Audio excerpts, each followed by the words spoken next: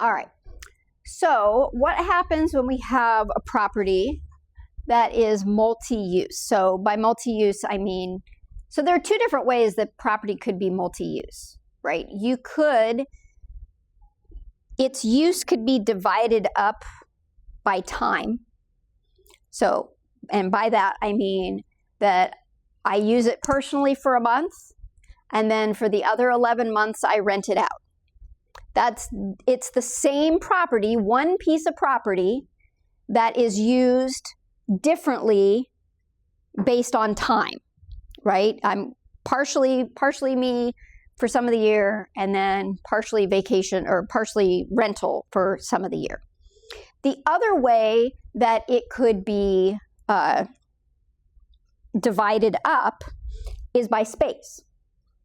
So I have one property, and simultaneously I am using part of the property personally. I'm living in it, but I'm also renting out another part of it. So maybe a duplex. I live in half of it, and at the same time I'm renting out the other half of it. So simultaneously we're both using it at the same point. How we record the income and expenses under those different scenarios is different. Okay, the first we're going to talk about is when we divide up by time. So I'm using it part of the time personally, I'm using it part of the time as a rental property. And how I record the income and expenses will vary depending on how much of the time I'm using it personally and how much of the time I'm renting it. So there are three different classifications that we could and how we tax it, how it ends up being treated on the tax return depends on which classification. It could be primarily rental use. It could be primarily personal use, and it could be personal/rental use, a combination of the two. So we have to define each of these categories to determine then how, once we've determined which of those categories our use falls under, then we can tax it properly. We can record the income and expenses properly. So if the property is not used for more than 14 days or 10% of the total rental days for personal use, and it is rented for 15 days or more, it would be categorized as primarily rental. I've got a flow chart here that's going to make this whole thing a little bit easier to understand. I'll get to it in just a second here. If it is rented for less than 15 days, it is categorized as primarily personal. Okay, that's pretty easy, right? You look at it, was it rented for less than 15 days, 14 days or less? Yes or no. If the answer is yes, then it's primarily a personal property. Okay. The third question, is it rented for 15 days or more, and the personal use of the property is more than the greater of 14 days or 10% of the total rental days at the fair rental value, then it is categorized as personal/rental. I'm going to flip over to the flow chart because I think it's a lot easier to understand when we go through the flow chart, which I have up here under these images. All right, so step one, ask yourself, how many days was it rented? This is the first, is it personal or is it rental?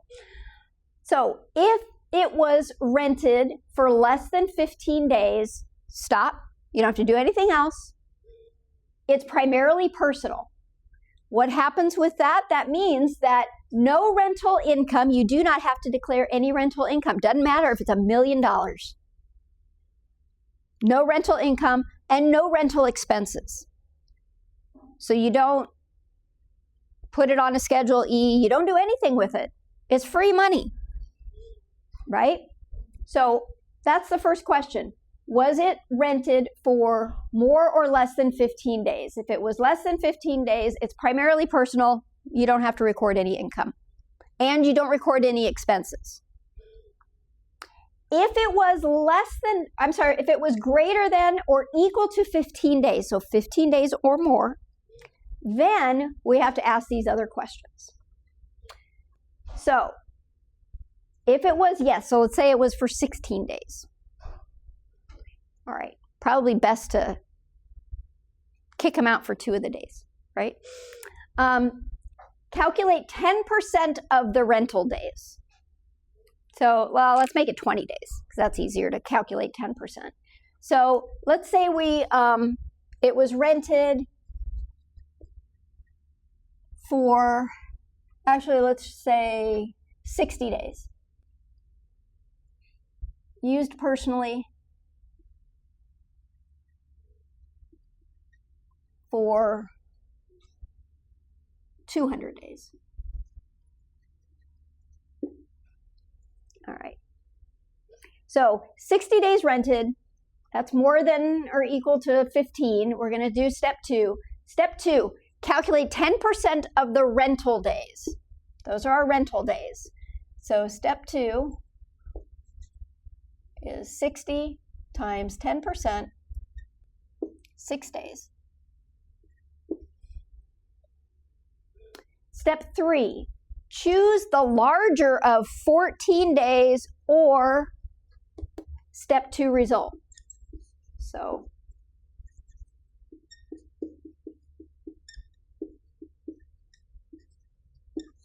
$14 is larger. Step 4, is the step 3 result less than the number of personal use days? So 4 is 14 less than 200. If it's yes, then it is a rental / personal property.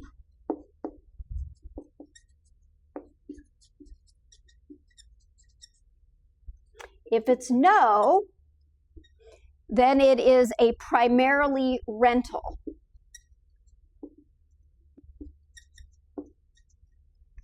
So if it's yes, we include the rental income on Schedule E.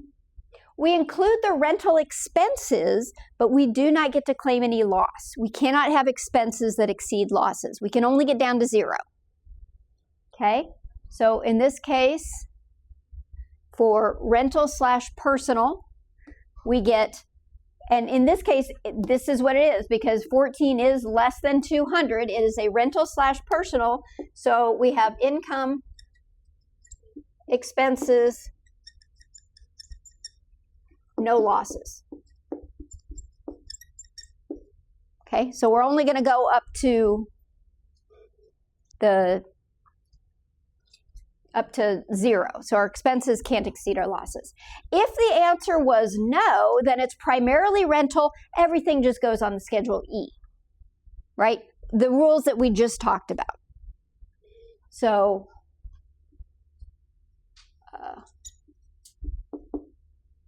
well, this still goes on a Schedule E.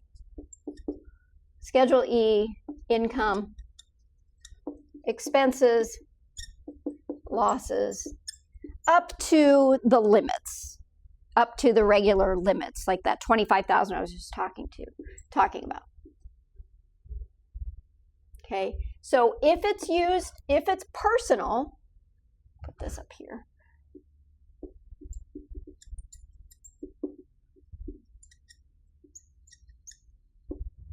No income, no expenses.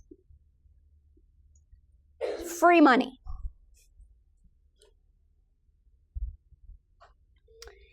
All right. So following these steps will help to get you to where you want to go with whether or not which category does it fall under. Right? And like I said, whatever category it falls under determines then how it's taxed or whether it's even taxed at all. So we'll look at an example here too.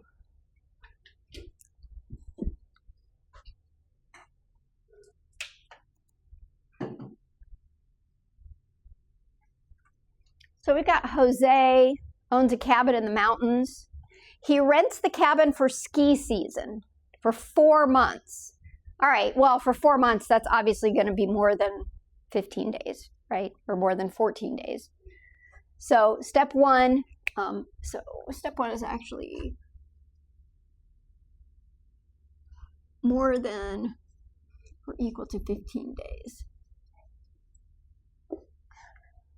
So if it's 4 months, okay. So we're going to have to do these other steps here. Uses the property for personal use for 13 days. All right. So did I do that right? Wait a minute. Did I take the... I need to look at something because I think I may have made a mistake. And I think I may have taken the... Did I take 10% of the rental days or 10% of the personal days? Here. Rental days. I did it right. Okay.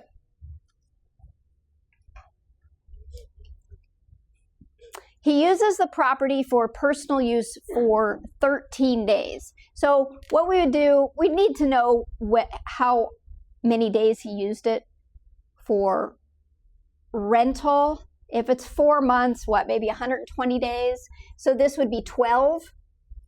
So 120 days times 10%, 12 days, larger of 14 or 12. Well, that would still be 14. What's that?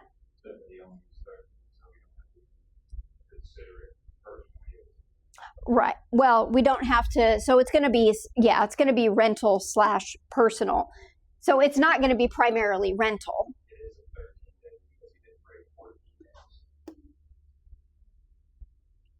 At 13 days. Yes. So is 14 less than, no, because here we're comparing it to the total number of days used personally. Oh, yeah. So 13, the cabin will be categorized as primarily, you're right, primarily rental. So let me go through that again because I just screwed it up. So let's just say that he rented it, so he used it personally for 13 days. 13. And he rented it for, let's say, 120. There. All right, so what we're going to do here is we'll take the 120 times 10%, which gets us 12 days. And then we take the larger of 14, or step 2, so 14. Is 14 less than the 13? Yes. No. Sorry. It's small, lower than. I get I get greater than and less than mixed up. So is 14 less than 13? The answer is no. So it is primarily rental. He's going to include it on the Schedule E. He gets to claim all of the income and expenses. Thank you for catching me on that. All right. So, what counts as personal use? Because we have to figure out 10%. We have to figure out whether it's greater than or less than our personal use days. So personal use is any use by the taxpayer, any member of the taxpayer's family, or any other person with an interest in the unit. Any individual who uses the unit under an arrangement that lets the taxpayer use some other dwelling unit, so a reciprocal use agreement. So you're trading. I'll rent out your Okoboji house for a week, and at the same time you can use, or I'll use your Okoboji house for a week, and at the same time you can use my, I don't know, Nashville house for the same week.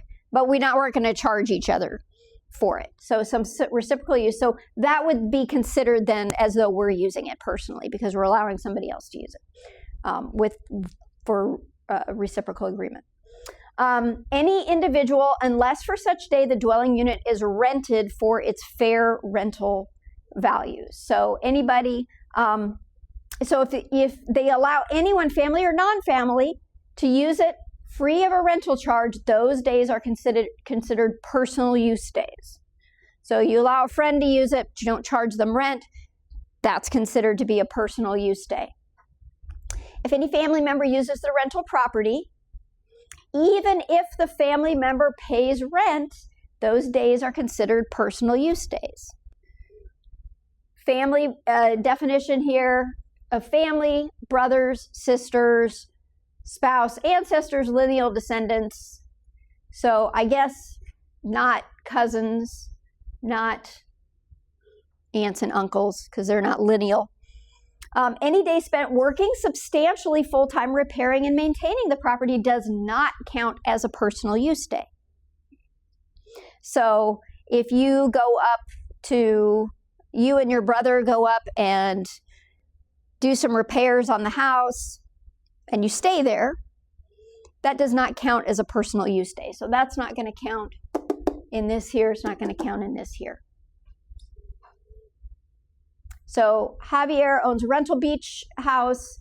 He and his two daughters spend 2 days at the beach house, but while there, Nick is repairing the deck and the screen porch while his daughters relax on the beach. I don't know if that's supposed to be a different name or if that's supposed to be the same name. The 2 days are not considered personal use days. Okay. So this is how the property is taxed then. Primarily rental use then is going to be, where is it here? You're going to report all of the income and all of the necessary expenses for the rental portion of it. The portion of expenses that are allocated to the personal use are not deductible unless they are normally allowed as itemized deductions. So mortgage, interest, and property taxes, kind of like how we did with the business use of home for that. So you still have to allocate the expenses. So if you used it half of the time for personal and half of the time for business, or for rental, you still have to allocate the expenses to the personal portion and the rental portion of that. If there's a net loss, it is deductible to the extent allowed by the passive activity loss rules. Okay. If it's primarily personal use, then you do not have to claim any of the rental income, and you don't get to claim any of the expenses. But like the expenses like mortgage, interest, and property taxes, you could still claim that on the Schedule A. Right? So here's an example. Kirk and his family live in Augusta, Florida. Every year during the Masters Golf Tournament, they rent their house to a corporation for $10,000 for the entire week.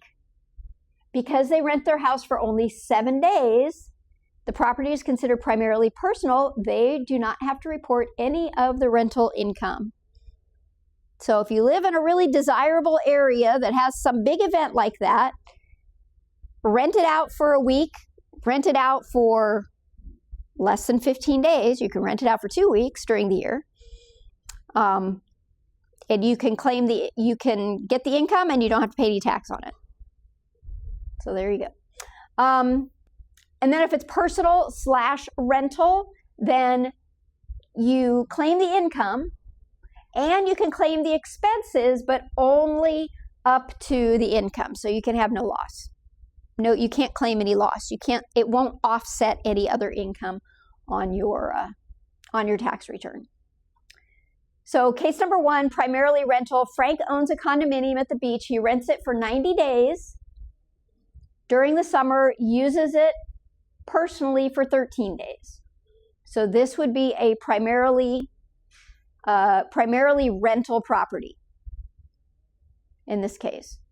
So let's see, rented for 90, used it for 13. So 9, 14 is greater than 13, primarily rental. All right, number 2, personal rental. Frank rents the condominium for 90 days and uses it for personal use for 16 days. All right, so this is personal rental, so rented it for 90, but he used it for personal for more than the 15 days. So 90, so it's 9, larger of 14 or 9. We're going to use 14 again. 14. So the answer here would be yes, because that is 14 is less than 16. Yes, so it's rental / personal. Primarily personal, Frank rents the property for 10 days, uses the condominium for the remainder of the year for personal use. Well, it's less than 15, so great. Primarily personal. Summary of all of that stuff that we just went through there.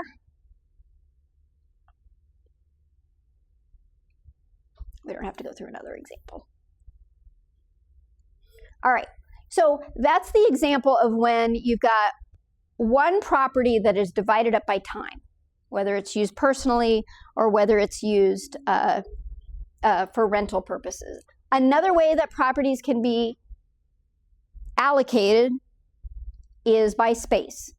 Again, so an allocation of rental expenses. So for both primarily, well, this is talking about, so how we can allocate those rental expenses. I'm sorry, I got ahead of myself here. I think we talk about, I'm going to make sure we actually get to that in here. Oh, yeah, sorry. So multifamily residential homes. Okay, so let me back up, sorry. Allocation of rental expenses. I thought this was talking about the multi-use property, but it's talking about how we allocate those expenses. Like I said, even though it's, even if it's classified as rental / personal, or even primarily rental, whenever you're allocating those expenses, or whenever you have expenses, you're going to have to allocate it between what is personal use and what is rental use. So there are two different methods to do this. Of course, we can't just have one simple way of allocating it. We've got to have two. The first is the IRS method. Let me erase this.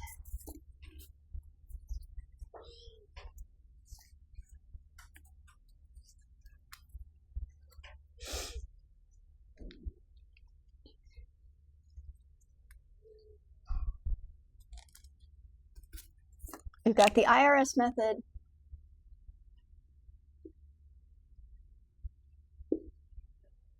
Versus the tax court method. And again, so this is when we have to allocate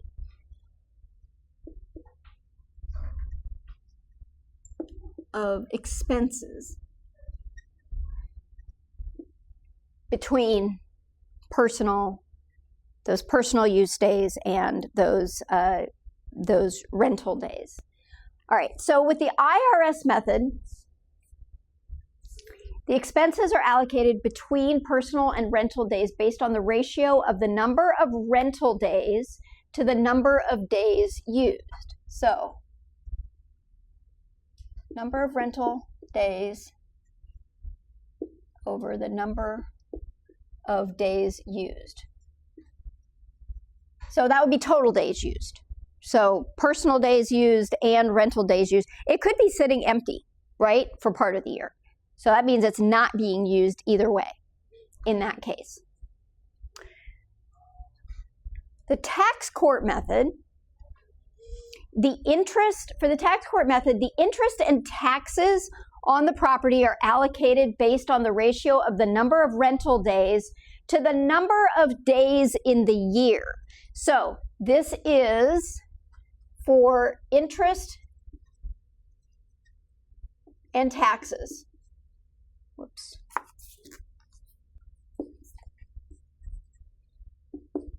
We're going to take the number of rental days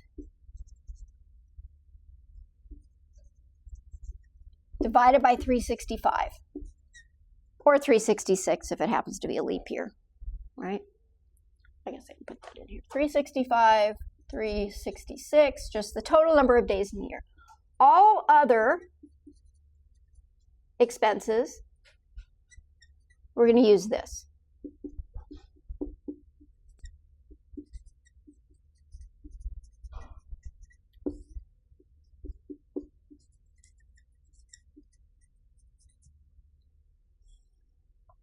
Remaining rental expenses will be allocated using the IRS method. You can use either method. So what this tells you, this tax court method, is somebody filed a court case, and the tax court came up with this alternative method that could be used for allocating these expenses. Rationale is that the interest and taxes occur throughout the year. They don't just occur when it's being used, right? Electricity, gas, water, those types of things really only occur, well, I mean, you have your base amounts that you have to pay, but the usage of those items only really occurs when it's being used, right? That's when it mainly occurs, whereas these items occur regardless. Whether somebody's in the house or not is not going to change how much that interest payment is. It's not going to change how much the property taxes are, right? But these others, so these are more fixed costs, these are more variable. That's the rationale behind it, okay? The reasoning that they came up with. So certain expenses are not allocated but are deducted in full, subject to sufficient rental. So expenses that have no personal element, so travel costs, you don't have to allocate travel costs that were specifically for the rental property, right? That's 100% rental, so you would have 100% of the costs associated with that. Management fees, if you're paying a management company to manage the rental portion of it, you're still going to take 100% of those, right? So anything that is 100% applied to the rental income, you're going to take 100%. But these other expenses, like everything else, this is how you're going to apportion them. Expenses also have to be deducted in a certain order, because remember, if it's rental slash personal, you can only go to zero. So certain expenses are going to be deducted first. Mortgage interest and property taxes, and those expenses that directly relate to the rental activity are deducted first. Okay, so all of that stuff would be deducted first. Again, if you're apportioning this interest and taxes, then the rest of it may go to the Schedule A, right, if you're using this property personally. Next to be deducted are the indirect expenses, such as utilities, insurance, and repairs. Depreciation is last. So just like with the home office use, where we deducted the depreciation last, same thing here. We're going to deduct that last. And it is deducted for those personal slash rental, it's deducted only to the extent that there's any income still remaining, because remember, we can't go below zero. So here we've got same rental property as with the masters. We did this example a little bit earlier here. So with the masters, except that rental income was $21,600 and the taxpayer used the property for 22 days for personal use and rented it for 84. So this is making it personal slash rental property. Okay. So the property would be categorized as personal slash rental. All right. So the rental income, so it was used 84 days, so 12 weeks, $1,800 a week. They got $21,600 in interest. Mortgage interest, $1,300. Property taxes, $3,800. Management fees, remember, we can take 100% of this. Travel, we can take 100% of that. Repairs, we're going to apportion that. Insurance, utilities, depreciation, we're going to apportion all of that, but we're going to take the depreciation last. So if we're using the IRS method, then those expenses that are, so the IRS method, this first, everything is going to be divided by our rental days, divided by our number of total days used. They didn't use it for 365 days. They used it for part of the year. So mortgage interest, we're going to get to take 1,030 for the schedule on the Schedule E, 270 on the Schedule A if we itemize our deductions. Property taxes, same proportion, 84 over 106. So personal is going to be 789, Schedule E is going to be $3,011. These expenses we get to take 100%. Management fees, that wouldn't occur unless we had a rental property, right? So we get to take 100% of those management fees, 100% of the travel because it was related to the rental. Then we get to take all of these other expenses. We're going to take in the same ratio, the same proportion as the mortgage interest and the property taxes. So, and there's the proportions of them. So, I don't know if we even get below zero. Depreciation, the deduction would, for the depreciation, again, we still have to apportion the depreciation. So we calculate the full depreciation and then we take the portion using that IRS method. Tax court method. Again, so now our proportion, our ratio is different. It's 84/365, but only for these two expenses, for the mortgage interest and for the property taxes. So we're going to take, what happens is this ends up being less because our proportion is smaller. Management fees will be the same. Repairs, utilities, all of these will be the same amount. Or actually, that's not going to be the same. That's 84/106. 84/106. Why is that? 60, 598, 1981, 1426. Oh, gotcha. This is different. The depreciation is different because the deduction here is limited. We're going to take more of this here because we took less of these expenses up here. Because we're still going to be limited. It's still going to come to zero because it's primarily rental/personal. It's still going to come to zero. But it just means that the depreciation, we're going to get to take more of it because some of these other expenses were less. So overall, all of these expenses together are still going to equal what our rental income was, which was $21,600. All right. So the two methods of allocating, again, we're still talking about one property that is used, it's divided up by time, how it's being used. Okay. This next section